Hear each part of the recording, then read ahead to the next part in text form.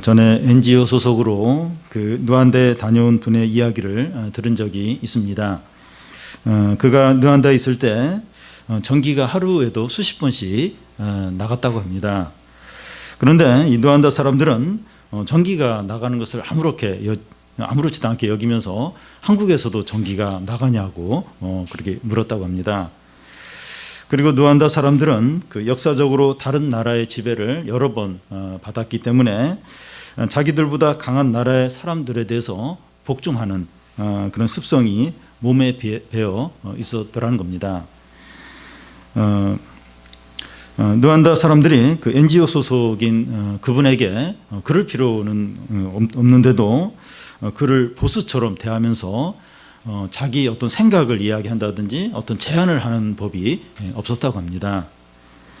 그분은 이제 한국과 누안다를 비교하면서 자기가 한국에 태어난 것에 대해서 참 감사하다는 생각이 들었다는 말을 했습니다. 사람이 어느 나라나 어느 가정에 태어나느냐 하는 것은 주어지는 것이지 스스로 선택할 수 있는 게 아닙니다. 자신의 외모나 IQ도 주어지는 것이지 스스로 어떻게 할 수 없습니다. 그래서 이 상대적으로 좋은 조건에서 태어난 사람들은 자랑하지 않아야 되고, 반대로 남들보다 안 좋은 조건에서 태어난 사람들은 불평하는 것이 아니라 잘 인정할 필요가 있습니다. 하나님은 이 하나님의 구원은 그 사람이 스스로 노력해서 얻는 것이 아니라 은혜로 주어집니다.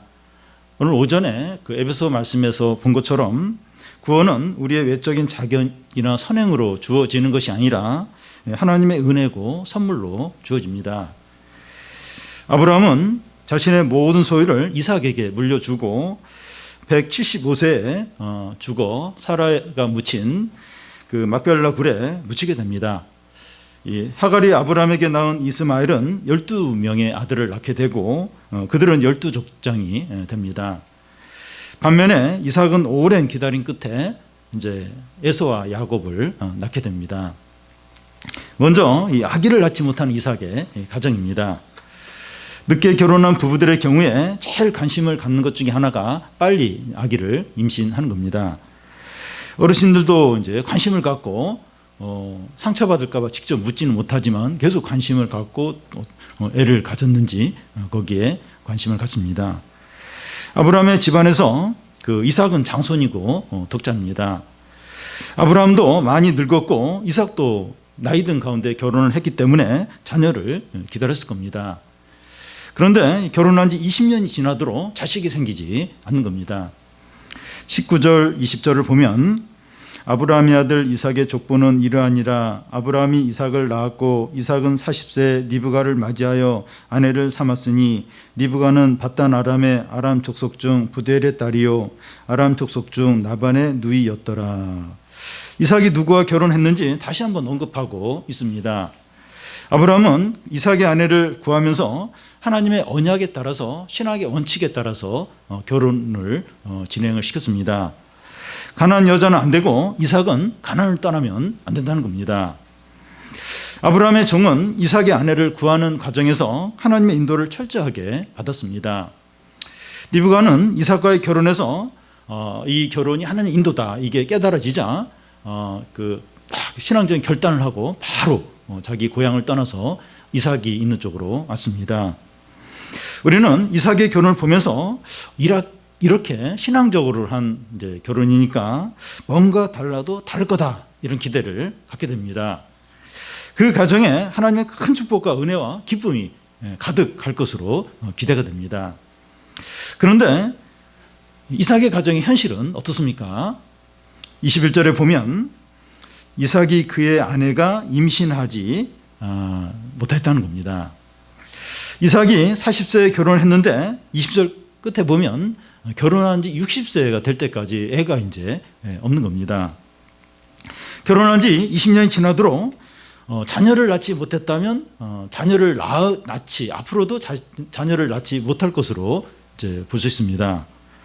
그런데 이삭의 가정이 자녀를 낳지 못하는 게 더더욱 이해가 안 되는 이유는 하나님께서 이삭을 통해서 하늘의 별과 같이 많은 자손을 주겠다고 약속을 하셨기 때문입니다. 그런데 현실은 하나님의 언약과 장관됩니다. 아브라함도 하나님의 언약을 받고 나서 25년 동안 100세가 될 때까지 아기가 없었습니다. 그런데 이삭도 결혼한 지 20년이 지났는데도 아기가 없는 겁니다. 반면에 이 하나님 언약과 상관없이 사는 이스마엘은 12아들을 낳아요. 그리고 그 아들들이 12족장이 되고 크게 이제 번성을 합니다. 이게 보여주는 것이 뭡니까? 이 하나님 나라와 하나님의 뜻은 시작이 미미하다는 거예요. 시간이 많이 걸린다는 겁니다. 빨리빨리 안 돼요. 사람이 변하는 것이나 신앙이 자라는 것이나 교회 부흥이나 기도 응답이 빨리빨리 안 됩니다.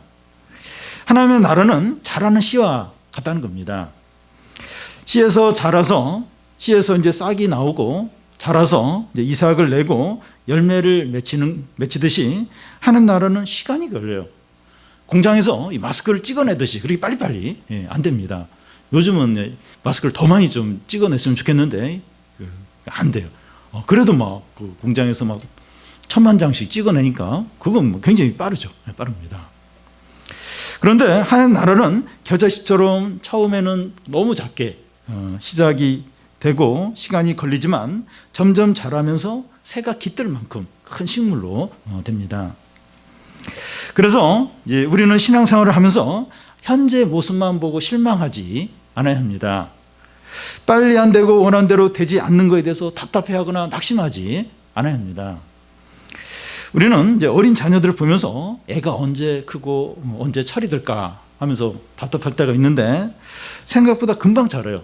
금방 철이 들어서 좀 중요한 일들을 어떤 자신의 역할을 잘 하는 것을 이제 볼 때가 있습니다. 눈에 보이는 것이 전부가 아니에요. 가능성이나 이 잠재력이 중요한 것인데 하나님 나라와 신앙에는 잠재력이 풍부합니다. 여러분, 이 신앙생활은 그 실과 같은 금맥을 끝까지 따라가서 엄청난 금광을 발견하는 것과 같습니다.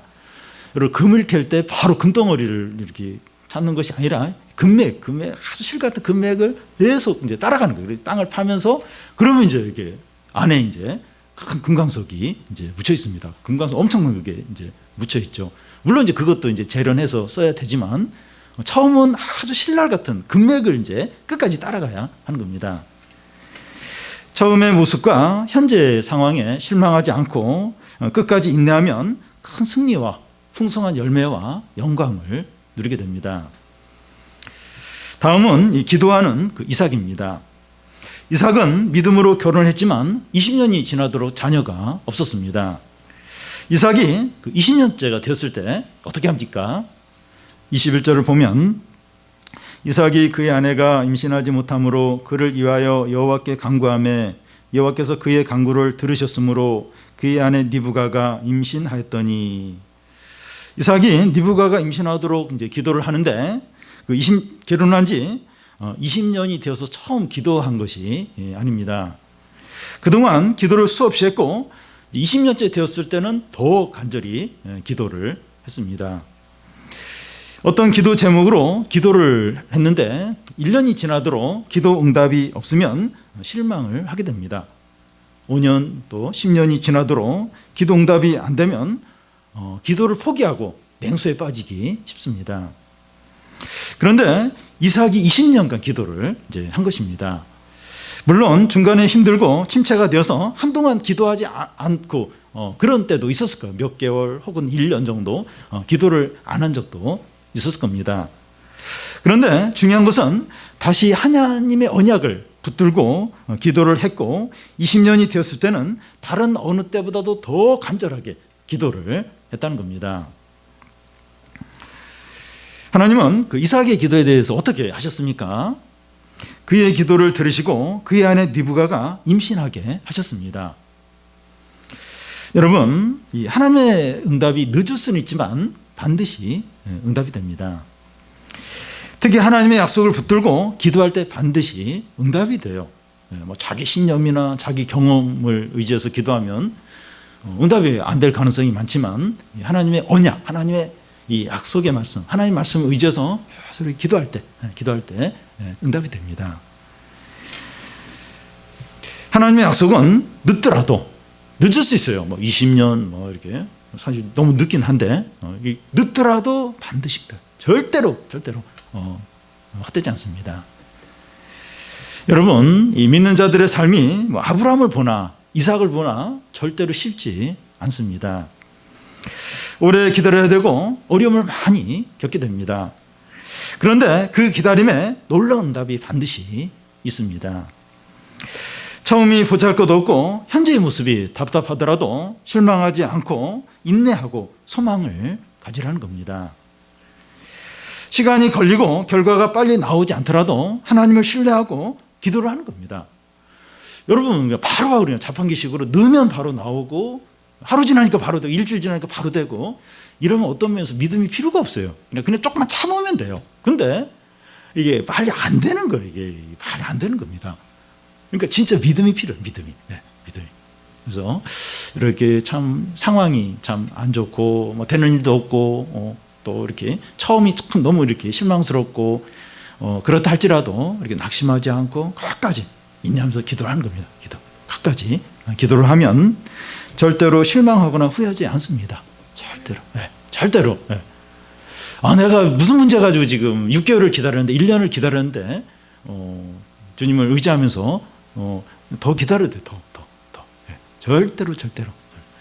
우리는 보통 한 3번 정도, 이렇게 3번 정도 이렇게 무슨 고비를 기다려요. 3번 정도 이렇게 하면 3번 안에 뭐가 되겠지. 근데 3번 넘어서도 얼마든지 하나님이 일하십니다. 그리고 우리가 정한 어떤 한계를 넘어서도 얼마든지 하나님이 일하세요. 그래서 우리가 절대로 낙심하지 않도록 끝까지 하나님의 말씀을 의지하고 기도하고 하나님 반드시 응답을 하십니다. 이삭의 아내 리브가는 드디어 이제 임신을 하게 되었습니다. 이제 모든 것이 잘 되어서 아이들만 잘 낳으면 됩니다. 그런데 또 다른 위기가 발생했습니다. 리브가의 배가 점점 이제 불러오르면서 배 안에서 이 태 안에서 전쟁이 일어난 겁니다. 22절을 보면 그 아들들이 그 태 속에서 서로 싸우는지라 그가 이르되 이럴 경우에는 내가 어찌할꼬 하고 가서 여호와께 묻자온대. 쌍둥이를 배웠을 때 뱃속에서 태아들이 진짜 싸웁니까? 진짜 싸울까요? 제가 우리 교회 그 집사님 쌍둥이를 배웠던 분에게 물어봤어요. 그 쌍둥이 싸우더냐고 물어봤더니 그런 일이 없었다는 거예요. 그러니까 쌍둥이가 이제 태 안에 있으면 공간이 좁잖아요. 그러니까 더 이제 가만히 있는 거예요. 그러니까 한 애를 이렇게 임신했을 때보다 이제 움직임이나 이런 게 훨씬 적었다고 그렇게 이야기를 했습니다. 그런데 리브가의 뱃속에서는 전쟁이 일어난 겁니다. 뱃속에 든 두 이 태아가 서로 발로 차요. 주먹질을 하고 머리로 서로 받고 싸우는 겁니다. 태아가 이제 8개월이나 9개월 되면 한 번씩 발길질을 해요. 그럼 엄마가 깜짝 놀라요. 갑자기 툭툭 배를 치는 게 이제 느껴지면서 놀랍니다. 그런데 리브가 뱃속에서 두 태아가 서로 격투기를 벌여요. 격투기. UFC 격투기를 둘이 벌리는 겁니다. 리브가는 너무 걱정이 돼요. 두려운 겁니다. 아니 뱃속에서도 이렇게 싸우는데 얘들이 나오면 얼마나 서로 싸울까. 그리고 하나님이 나를 지금 저주하셔가지고 지금 이런 일이 일어난 것일까 하면서 막 두려운 겁니다. 리브가는 20년 만에 임신을 하게 돼서 너무 이제 감사했는데 감사는 잠깐이고 그 애들 이 뱃속에서 이 싸움 때문에 너무나 두려워하고 낙심이 되었습니다.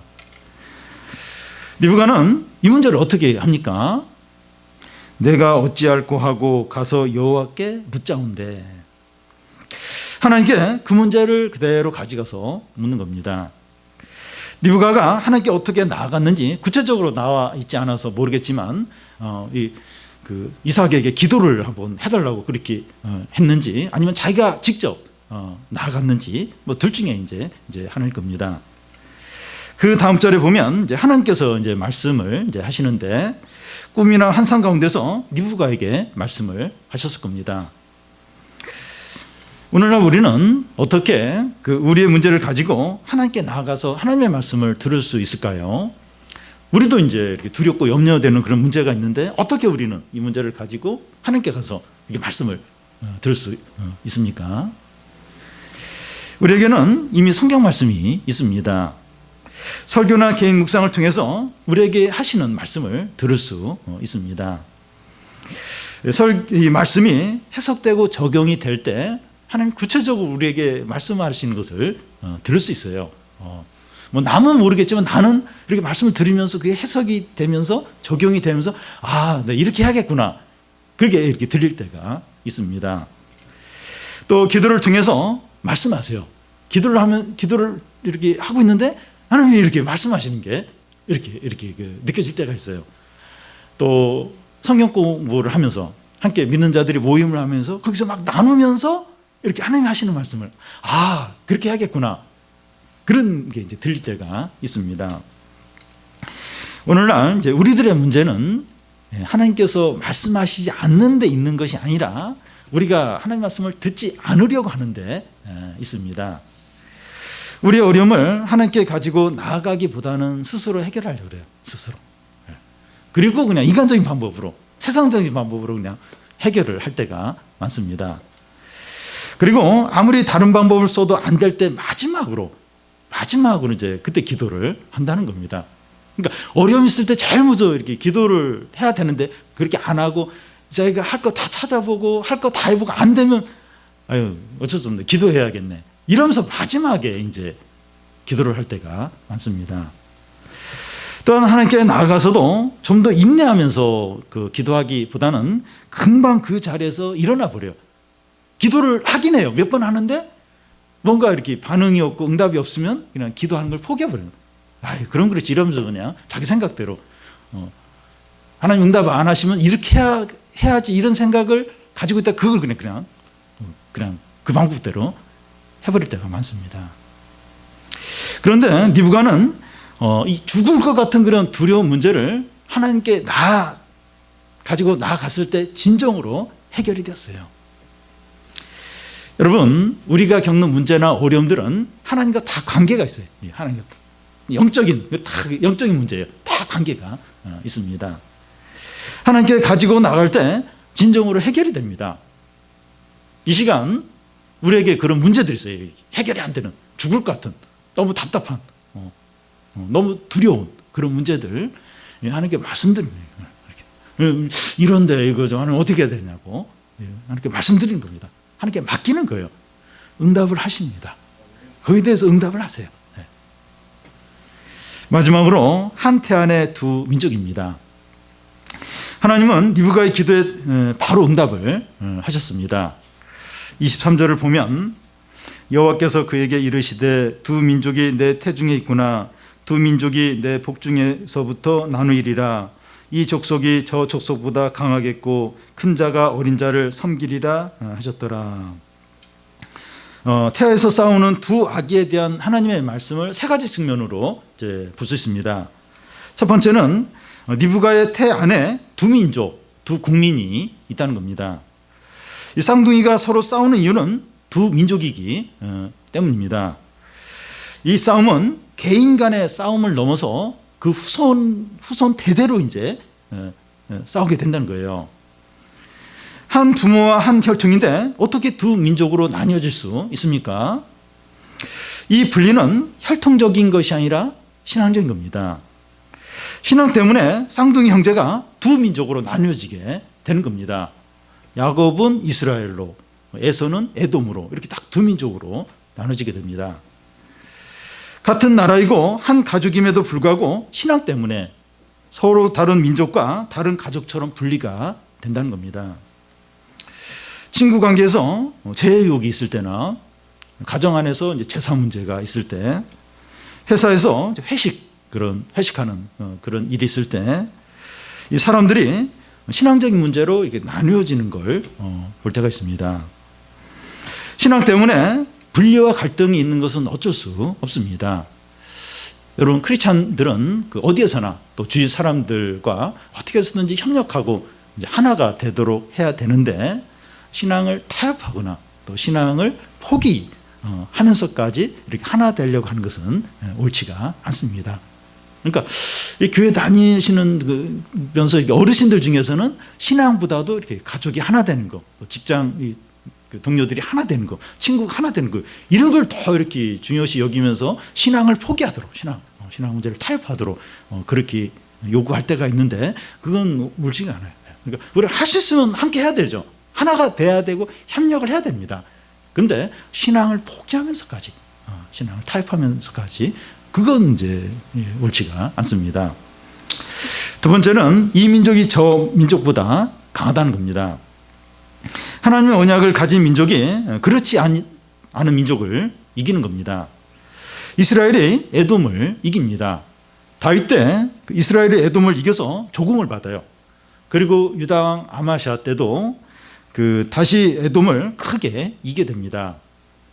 그런데 믿는 자들의 승리는 세상적으로나 물리적인 승리를 말하지 않습니다. 오히려 세상에서 보면 이 불신자들이 사업이나 공부나 각 분야에서 신자들을 이겨요. 보면 뭐 성공한 사람들, 또 이렇게 공부 잘하는 사람들, 신자도 있지만 믿지 않는 사람이 훨씬 더 많아요. 이 믿지 않는 사람들이 신자들보다 많은 부분에서 훨씬 잘합니다. 이렇게 성공을 많이 합니다. 믿는 자들이 불신자들에게 핍박을 받습니다. 그러므로 이 믿는 자들의 승리는 궁극적이고 진정한 승리를 말합니다. 그러니까 뭐 모든 부분에서 항상 믿는 자들이 다 잘하고 승리하고 뭐 합격하고, 그게 아니라 믿는 자들의 승리는 궁극적인 승리를 이제 말합니다. 세상적으로는 패배한 것 같지만 신자가 진정으로 승리하게 되고 영광을 누리게 됩니다. 그러니까 지금 보면 신자들이 다 불신자들하고 비교할 때 패배자처럼 보일 때가 많아요.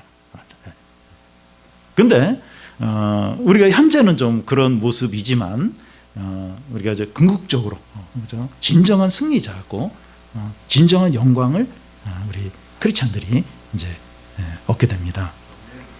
세 번째는 큰 자가 어린 자를 섬기리라 합니다. 자연적인 순서가 역전이 되는 것이고, 열등한 동생이 형을 이긴다는 겁니다. 이것이 언제 결정이 되는가 하면 태안에 있을 때 결정이 됩니다. 이 바울은 이제 로마서에서 무슨 선인 악을 행하기도 전에 하나는 택함을 받고 다른 하나는 버림을 받았다고 그렇게 말합니다. 우리의 선택받음이 이렇습니다. 우리의 구원이 외적인 자격이나 행위에 있지 않고 오직 하나님의 은혜로 구원을 받는다는 겁니다. 여러분, 야곱과 에서를 보면 똑같아요. 물론 외적으로 둘은 이제 외적으로 차이가 없고 똑같은 죄인입니다. 앞으로 곧 나오겠지만 성격이나 또 외적인 것을 보면 야곱보다 에서가 더 낫습니다. 그런데 야곱이 선택을 받은 이유는 은혜 때문이에요. 다른 건 하나도 없고 은혜 때문입니다. 우리가 선택을 받은 것도 은혜 때문이죠. 은혜 때문입니다. 자랑할 것이 아무것도 없어요. 아무것도 없습니다. 하나님께서 에서를 버리시고 야곱을 선택을 하셨는데, 야곱이 거룩해질 것을 아시고 선택을 한 것이 아니라, 하나님 야곱과 에서를 보니까 야곱은 나중에 거룩해질 어떤 그런 자질이 있기 때문에, 그래서 이제 야곱보다 에서를 그렇게 선택한 것이 아니라 거룩하게 만들려는 목적을 가지고 선택을 하신 겁니다. 하나님 우리를 선택하셔서 구원하신 목적도 똑같습니다. 우리에게 의로운 것이 있어서가 아니라 의로운 자가 되도록 하기 위해서 선택을 하신 겁니다. 보니까 그래도 이게 다른 애들보다 다른 사람보다 내가 이렇게 앞으로 의로워질 것 같고 그럴 가능성, 그런 DNA가 있기 때문에 그걸 하시고 이렇게 선택을 하신 게 아니라 의로워지도록 만들기 위해서, 그런 목적으로 우리를 선택을 하신 겁니다. 우리가 앞으로 살펴보겠지만 하나님이 이제 야곱을 이제 선택하셨기 때문에 그에게 어려움을 많이 주셨습니다. 하나님은 야곱이 거룩한 자가 되도록 연단을 많이 하셨습니다. 야곱이 애굽 왕 바로 앞에 서서 내 나이가 얼마라 그러면서 내가 험악한 삶을 살았다고 그렇게 말했습니다. 근데 에서는 하고 싶은 대로 다 하면서 번성하며 잘 지내요. 물론 에서에게도 어려움이 있었겠지만 야곱만큼 그런 엄이 없었어요. 야곱은 너무나 막 그 딸 디나가 강간당하기도 하고 또 막 형 만나기 전에 그렇게 죽을 고비를 넘기고 또 삼촌 나반에게 막 20년 동안 종살이하고 그렇게 험악한 삶을 많습니다. 근데 에서는 안 그래요. 에서는 상대적으로 훨씬 성공적으로 안정적으로 그런 삶을 살았는데 야곱은 막 너무 이제 고난이 이제 많았던 겁니다. 하나님은 우리에 대해서도 마찬가지입니다. 우리에게 여러 가지 어려움이 있는 이유가 연단이 필요하기 때문입니다. 우리가 구원받기 위해서 변해하는 것이 아니라 구원을 받았기 때문에 변해야 됩니다. 여러분 이 순서를 잘 아셔야 돼요. 우리가 변해야 구원받기 위해서 변해하는 것이 아니라 구원받았기 때문에 변해야 됩니다. 우리가 선택을 받기 위해서 변해야 되는 것이 아니라 선택을 받았기 때문에 변해야 합니다. 그래서 우리가 고난과 어려움을 당할 때 불평하지 않아야 됩니다. 믿지 않는 사람들은, 하나님 없이 사는 사람들은 그렇게 큰 어려움이 없는 것 같은데 왜 예수님 믿는 그래도 도덕적으로 살고 죄를 안 지으려고 하는 나에게는 왜 이렇게 어려움이, 왜 이렇게 집에 힘든 일이 많고 자녀들이 뭐 이렇게 그렇고 왜 그럴까 불평하지 않아야 됩니다. 우리가 망하도록 어려움을 주신 것이 아니라 변하고 성숙해지도록 주신 것이기 때문입니다. 그러니까 믿지 않는 사람보다 더 못됐어요. 더 못됐어요. 근데 이제 이렇게 선택하고 구원을 했기 때문에 이 상태로 이렇게 천국 갈 수는 없잖아요. 그러니까 변해야 돼. 변해야 되니까 이런 뭐 여러 어려움들, 힘든 일을 허락을 이제 하신 거죠. 망하도록, 고생시키도록, 그게 아니고 변하고 또 성숙해지고 의로운 사람이 되도록 하기 위해서 연단을 이제 시키는 겁니다. 그래서 우리의 고난과 어려움을 믿음의 시각으로 바라봐요. 인간적인 시각, 내 중심적으로 내 입장에서 보면 안 되고 믿음의 시각으로 봐야 돼요. 여러 가지 어려움, 힘든 일이 힘들어요. 속상한 일이 있어요. 속상한 일이. 그걸 이제 믿음의 시각으로, 이런 시각으로 하나님이 죄인인 나를 이제 선택을 하시고 구원을 하셨는데 나는 죄인이고 그래서 이제 이런 일을 허락을 하셨구나. 믿음의 시각으로 봐야 되죠. 감사해요. 어려움이 감사합니다. 내가 이런 어려움과 이런 힘든 일이 없었으면 얼마나 교만했을까? 얼마나 이렇게 세상으로 달려갔을까? 근데 뭐 돈도 없고 또 뭐 이렇게 누가 알아주지도 않고 연락도 안 오고 그러니까 이제 이 시간에도 그냥 이렇게 인터넷으로 이제 예배드리고 또 이제 그래도 이제 하나님께 붙어 있는 거지. 여러분 실제로 한번 생각해 보죠. 나에게 지금 수십억 원이 있고 그리고 뭐 잘 나가고 그리고 뭐 연락이 많고 그러면 그래도 뭐 신앙생활을 하겠지만 참 지금과 달라요. 우리가 얼마나 이렇게 이기적이고 또 참 교활한 부분도 있고 우리가 얼마나 욕심이 많으죠. 없으니까 이렇게 고난 가운데 있으니까 그래도 이제 주님을 찾는 것이죠. 그래서 우리의 고난과 어려움을 믿음의 시각으로 끝까지 하나님의 시각으로 끝까지 이제 봐야 합니다. 리브가는 드디어 에서와 야곱을 출산합니다.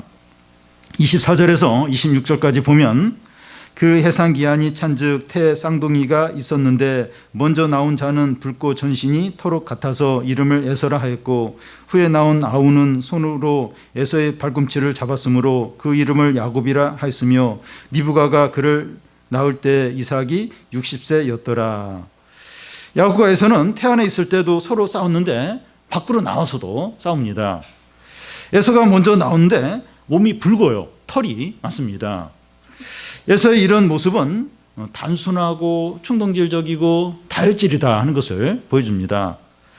나중에 그는 배고프다고 이 장자권을 팥죽 한 그릇에 팔아버립니다. 야곱은 에서의 발꿈치를 잡고 나옵니다. 이 야곱이란 뜻이 발꿈치를 잡다 하는 의미인데 이게 이제 어떤 의미가 있는가 하면 걸려 넘어지게 하다, 또 모략과 음모를 꾸며서 남의 자리를 대신 들어가는 그런 의미가 있습니다. 야곱은 속여서 남을 빼앗는 그런 기질이 있습니다. 삼촌 라반의 집에 가서도 막 그 양들 이렇게 막 그렇게 막 그런 걸 막 해요. 이렇게 꾀를 씁니다. 그는 장자권을 그 에서로부터 팥죽 한 그릇에 사고 또 형 에서인 것처럼 속여서 아버지의 축복을 이렇게 받습니다. 에서나 야곱이나 둘 다 죄인이에요. 인간적으로 보면 야곱이 더 못됐어요. 더 하여튼 좀 이렇게 순수한 부분이 더 적어요. 그런데 하나님 야곱을 선택하셨습니다. 이것이 보여주는 게 뭡니까? 하나님은 더 악하고 더 문제 많은 자를 선택하고 구원하심으로 하나님의 은혜와 사랑이 얼마나 큰가 하는 것을 보여 주십니다. 우리가 지금 예배드리고 하나님의 자녀가 된 것은 우리에게 어떤 자격이나 선한 것이나 의로운 것이 있기 때문이 아니라 이런 것이 있기 때문이 아니라는 것을 반드시 생각을 해야 돼요. 내가 누구보다도 착하지. 내가 더 주님을 위해서 많은 일을 했지. 이런 생각을 절대 하면 안 됩니다. 오히려 내가 남들보다 더 죄가 많고 절망적이고 악한 죄인이기 때문에 하나님이 불쌍히 여기셔서 나를 부르셨구나. 나를 선택을 하셨구나. 이렇게 생각을 해야 됩니다. 저도 참 그런 생각을 해요. 그래서 참 얼마나 제가 좀 고집이 세고 교만하고 얼마나 죄를 좋아하는가 이런 걸 보면서 놀랄 때가 있는데 그래서 하나님이 저를 부르셨고 또 더더욱 이제 또 사역자로 신앙이 좋아서 무슨 천성이 더 남들보다 착해서 그게 아니고 절대 아니고 이 사역자 아니면 제대로 신앙생활 더 못할 것 같으니까 그래서 이제 사역자로 불렀구나 하는 생각을 이제 하게 됩니다. 우리가 이 신앙생활을 하면서 자랑할 것이 아무것도 없어요. 겸손하고 감사할 수밖에 없습니다. 아무것도 없습니다. 사랑하는 여러분, 하나님 나라와 신앙의 세계는 시작이 미미해요. 또 시간이 많이 걸립니다. 그런데 오래 인내할 때 반드시 응답이 있어요. 반드시. 사람을 기다리거나 뭔가 이렇게 여행을 기다리거나 노트북을 자꾸 보면 언젠가는 당첨이 되겠지 이런 기다리면 헛돼요. 그리고 당첨이 되면 더 문제예요. 더 문제입니다. 그건 뭐 아무 유익이 없어요. 근데 하나님을 기다리고 가까이 약속을 의지하고 인내하고 절대로 헛되지 않습니다. 5년을 기다리고 10년을 기다리고 20년을 기다리고 절대로 헛되죠. 절대로 반드시 응답이 있습니다. 우리가 믿음으로 사는데 그 염려들과 또 죽을 것 같은 두려움이 밀려올 때가 있는데 그때 그 문제를 가지고 하나님께 나아가면 하나님 응답을 해주십니다. 우리에게 닥치는 모든 어려움들이 그 연단을 위해서 그 주어진 줄 알고 믿음으로 잘 받으시기를 바랍니다. 믿음으로 뭐든지 없는 사람이 없어요. 뭐든지 믿음으로 다 받으시고 그래서 우리가 변하고 성숙하고 점과 흠이 없는 그리스도의 신부가 되어서 하나님의 모든 축복과 은혜와 사랑과 기쁨을 다 누리시기를 바랍니다.